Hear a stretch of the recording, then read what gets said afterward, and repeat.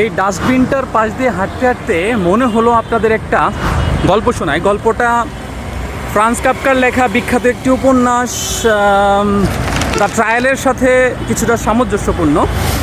চলেন এই গল্পটা রুমে গিয়ে আপনাদের শোনাই। সো আমি রুমে চলে এসেছি, তো এখন আপনাদেরকে গল্পটা শোনাই। গল্পটা শোনানোর আগে কাফকার লেখা সে বিখ্যাত উপন্যাস দ্য ট্রায়াল সম্পর্কে একটু আপনাদেরকে ধারণা দেওয়ার চেষ্টা করি। সেটা হচ্ছে যে এই ট্রায়াল উপন্যাসে একজন ব্যক্তি থাকে, মানে মূল চরিত্রে, তার নাম হচ্ছে জোসেফ কে। সে একজন ব্যাংক কর্মকর্তা।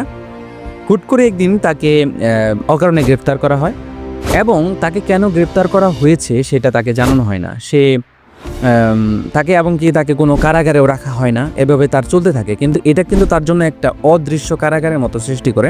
এটা চলতে থাকে এবং তার মধ্যে একটা মানসিক টর্চারও চলতে থাকে তার প্রতি, এবং শেষ পর্যায়ে তাকে নির্মমভাবে হত্যা করা হয়। এবং শেষে গিয়ে একটা কথাই আসলে সে একটা লাইন বলে, সেটা হচ্ছে যে একটি কুকুরের মতো। সো এটা ছিল সেই ফ্রান্স কাফকার লেখা দ্য ট্রায়াল উপন্যাসের গল্প।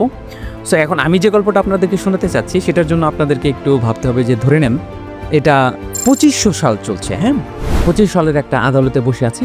সেই আদালতে যে দোষী সে হচ্ছে পৃথিবী। তাকে কেন আনা হয়েছে? তাকে আনা হয়েছে সে তার পৃথিবীতে থাকা মানুষ নামের যে প্রাণীটি, তার জন্য, তার সকল আশা পূরণ করার জন্য পৃথিবীতে থাকা বাকি প্রাণীদের সে ধ্বংস করেছে। এটা তার অপরাধ। তো তার বিপক্ষে কারা আজকে এই আদালতে সাক্ষী দিবে? তো প্রথমেই সাক্ষী দিতে আসছে ডোডো পাখি। সে যে ডোডো পাখির ডানায় এখনও অনেক বন্দুকের গন্ধ এখনও লেগে আছে।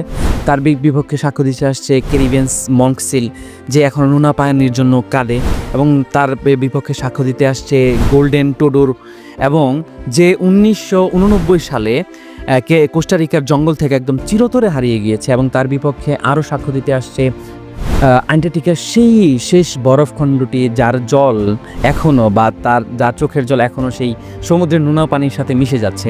এবং সেই সাথে এখানে আদালতের যে পর্দায় সেখানে ভেসে ওঠে যে গ্রেট ব্যারিয়ার রিফের মৃত প্রবালের ছবি, এবং সেই সাথে আরাল সাগরের শুকনো তলদেশের সেই ড্রোন ফুটেজ। তো এই সব কিছুই তাকে দেখানো হয়। এইবার পৃথিবীকে ডেকে আনা হয়। আরেকটা কথা কিন্তু বলিনি, সে হচ্ছে আজকের এই কোর্টের বিচারক কিন্তু হচ্ছে সেই বিখ্যাত ব্ল্যাক হোল স্যাজিটেরিয়াস এ। সেই স্যাজিটেরিয়াস এ এখন পৃথিবীকে ডেকে নিল, এবং পৃথিবীকে ডেকে নেওয়ার পর তাকে প্রশ্ন করলো যে তোমার কি বক্তব্য? পৃথিবী তখন বলল, আমি আসলে সৃষ্টি করেছি, রক্ষা করতে পারিনি। এবং পৃথিবীর তখন মানুষের দিকে আঙুল তুলে বলল, তোমাদের ভালোবেসেছি, তোমরা শুধু নিয়েছো এবং ধ্বংস করেছো।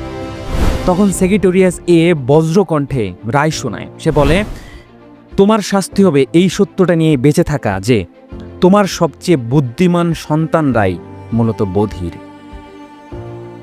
তখন আদালতের আলো নিভে যায় এবং সেই সাথে পৃথিবী ফিরে যায় তার নিজ কক্ষপথে, এখনও সেই একই মানুষদের বুকে নিয়ে যারা আদালতের রায়কে অস্বীকার করে। কারণ কাফকার বিশ্বে সবচেয়ে বড় শাস্তি এই নয় যে তোমাকে শাস্তি দেওয়া হচ্ছে, বরং এই যে তুমি শাস্তি পাচ্ছ অথচ কেউ দেখতেই পাচ্ছে না।